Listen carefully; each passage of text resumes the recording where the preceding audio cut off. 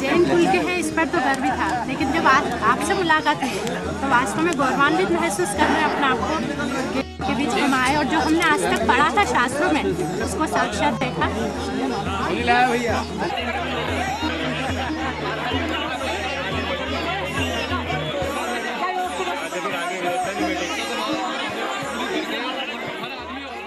सूर्य को देखकर समय को समझने वाले ये संत कुछ समय के लिए जब रुक जाते हैं तब जनता के साथ ही साथ पत्रकार, फोटोग्राफर, वीडियोग्राफर उन्हें घेर लेते हैं।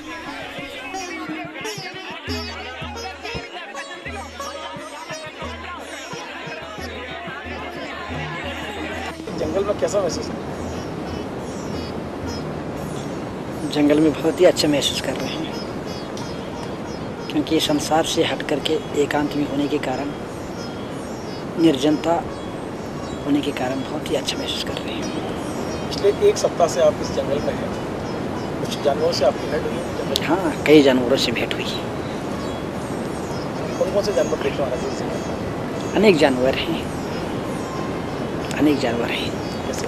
उनको रख यहाँ पर रुक करके ही देखा जा सकता है उनको। आप तो बहुत सर्दी लग रही है, लोगों को रजाई में भी सर्दी लगती है, आप इस जंगल में कैसे रहते हैं? ध्यान रूपी जब अग्नि जलाते हैं तो सर्दी अपने आप समाप्त हो जाती है।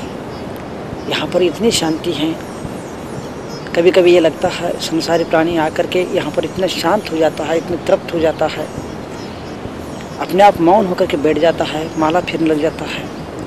निश्चित रूप से एक एटमॉस्फेयर का, माहौल का भी प्रभाव पड़ता है। इस प्रकार के निमित्त के आने के बाद जो शांति मिलती है, मैं कभी कभी सोचता हूँ कि यहाँ पर आकर के इतने शांति का महसूस करते हैं, क्या यहाँ की शांति को आप अपने जेब में अथवा थैली में भर कर घर ले जा सकते हैं क्या? वो इसका संवेदन यहीं पर किया जा सकता है।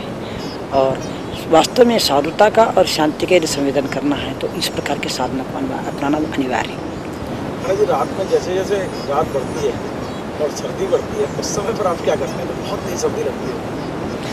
जैसे जैसे सर्दी लगती है और जैसे जैसे पानी भी, कुछ लोग बोलते हैं पानी भी जम जाता है और बर्फ़ बन जाता है, जैसे जैसे सर्दी के कारण पानी भी जमता चला जाता है, वैसे वैसे मैं अपने आत्मा के प्रदेशों में जमता चला जाता हूँ। हम अपने गुरु के लिए ऐसे नमस्ते करना चाहते हैं जिन्होंने सब कुछ दिया है मेरे लिए।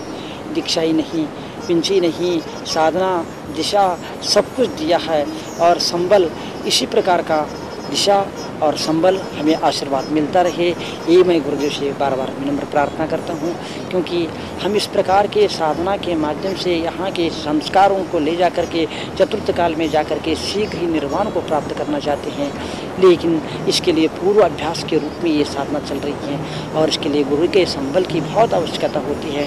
गुरु के संबल के बिना इस प्रकार से बियावन जंगलों में रहना और मृत्यु के मुख में ही खड़े रहने के समान है। दिन रात व्यतीत करना कठिन है, मात्र ये सब कुछ सफल यदि हुए हैं तो गुरु के आशीर्वाद और गुरु के संबल के कारण ही सफल हुए। जब जब उनके साथ, स्नेह के साथ उनके इसमें बैठ जाता हूँ और वो भी प्रसन्न हो जाते हैं। और इतना ही नहीं, मैं जब घनघोर जंगल में घुसने लगता हूँ तो वो भी हवा के झकोरों से झूम उठते हैं और जब पत्तियाँ हिल करके आवाज़ करती हैं तो ऐसा लगता है ताली बजा करके हमारा स्वागत कर रहे हैं, ऐसा लगता है जंगल भी। महाराज जी, मेडिकल साइंस के अनुसार आपका शरीर इस लायक नहीं है कि आप जंगल में इतनी कठिन साधना करें, लेकिन कि आपने मेडिकल साइंस को भी चुनौती दी है यहाँ। शरीर और साधना ये दो चीज़ अलग अलग है। यदि हम जब तक शरीर के पीछे लगे रहेंगे तब तक हम कोई साधना नहीं कर पाएंगे। मैं एक बात कहना चाहूँगा, संसार में समस्याएं असीम हैं, संसार में समस्याएं असंख्यात हैं। इन सभी समस्याओं का साधन सीमित है, साधन संख्यात हैं। इन सभी समस्याओं का समाधान साधनों से नहीं, साधना से ही संभव है। महाराज जी, इस जंगल में कब तक रहने का आपकी योजना है? कब तक, क्या प्लान है?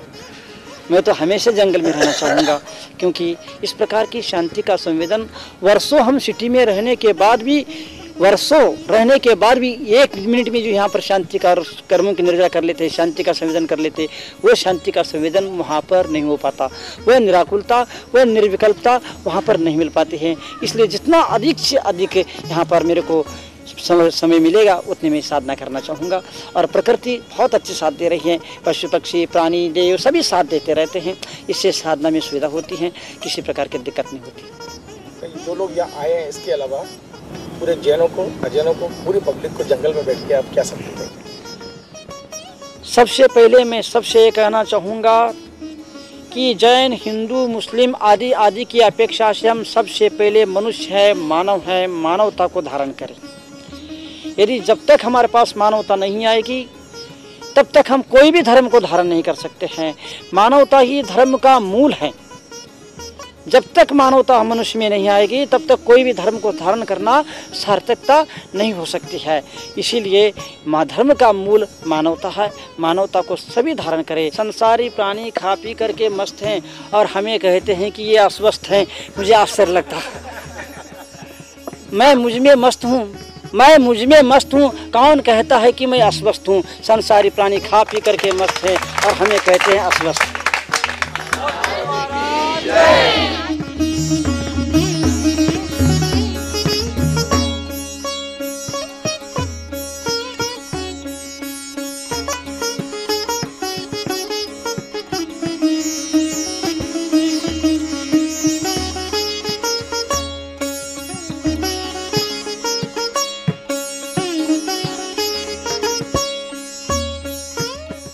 प्रभु से सबके कल्याण की प्रार्थना एवं स्तुति कर आहारचर्या के लिए जनता के बीच से निकल पड़ते हैं।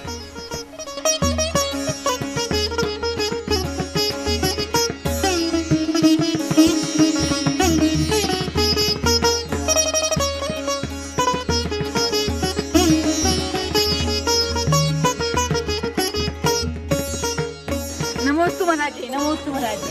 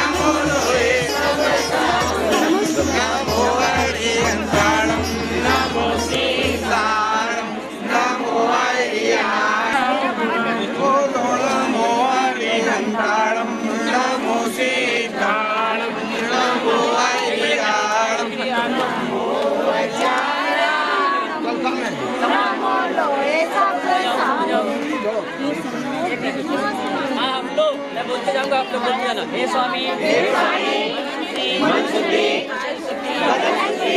काय शुद्धि, आहार जल शुद्ध है, नमोस्तु महाराज।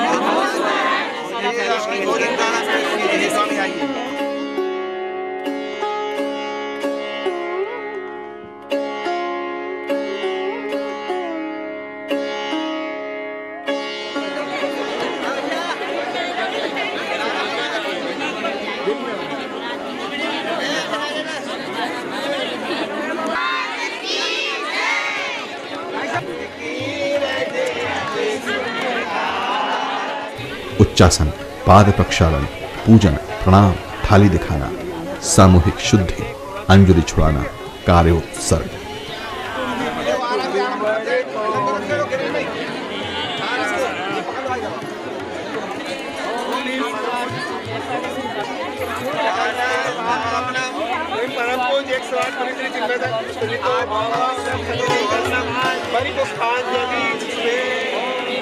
सागर मुनीन्द्राय जन्म